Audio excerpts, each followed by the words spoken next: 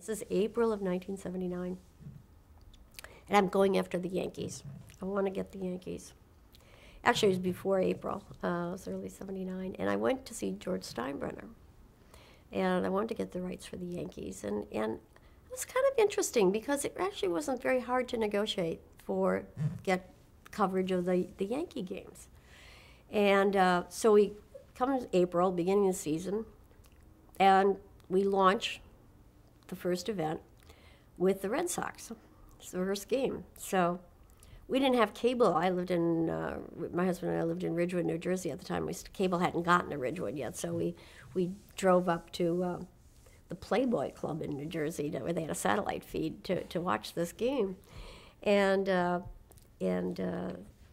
it was a great game. Went in extra innings, and it was just everything you could hope for starting of the series. Go back home, I'm delirious. I'm so happy because I've sold this in to the cable operators as an extra event, extra fee. They were paying us additional fees for the baseball series. Next day, the phone rings. I pick up the phone, and it's Bowie Kuhn, who's then the commissioner of Major League Baseball.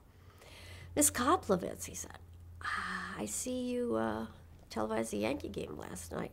Oh, I did. I'm like bubbling over with enthusiasm. He said, that's not why I'm calling you, Ms. Koplovitz. He said, I'm calling to tell you didn't have the right to televise that game. Oh, yes, I did. I said, I've got this contract from George Steinbrenner, the Yankees. I've got a contract with them, signed contract. I'd be happy to have you look at it. And, he said, no, I don't need to look at it. He didn't have the right to sell you those games. Oh, he said, and I'm going to get a restraining order to stop you from televising any more games unless you just voluntarily step down. And I didn't know the mechanism. I mean, I've heard of restraining orders, but I didn't know exactly how they worked and how quickly he could get one. I didn't really know any of that. And I thought, oh my God, here I am, this new network, this fledgling little network, first basic cable network in the country. Sold this as a special event, and now I'm going to have to cancel it. This is going to be terrible. This is, So I said, I'll call you back. So I go down to talk to my husband, who's in another building in the same area, still working for UA Columbia. And I told him a story about Bowie Kuhn, and he said, well, it could be that Steinbrenner's violating league rules of where he can televise his games. So if he is, they could probably get the restraining order to stop you from televising the game next week. Next week, I said. Oh my gosh, now I'm in deep trouble. So I go back to my office, and I'm thinking, what am I going to do?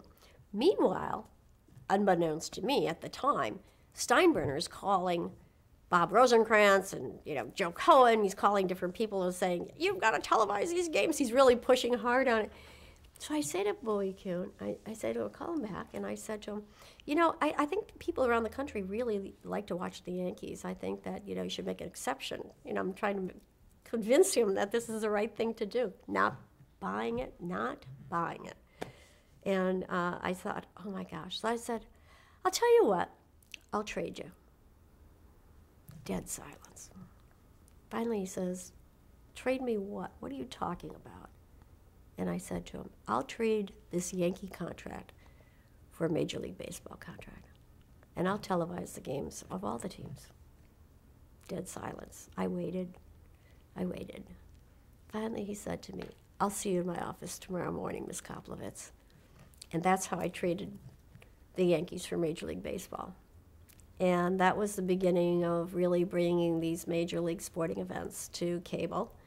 It was the big breakthrough, and then went on right at the same time, right around spring of 1979, to negotiate the NBA basketball contract with then David Stern, who was then the general counsel, not the commissioner of the National Basketball Association.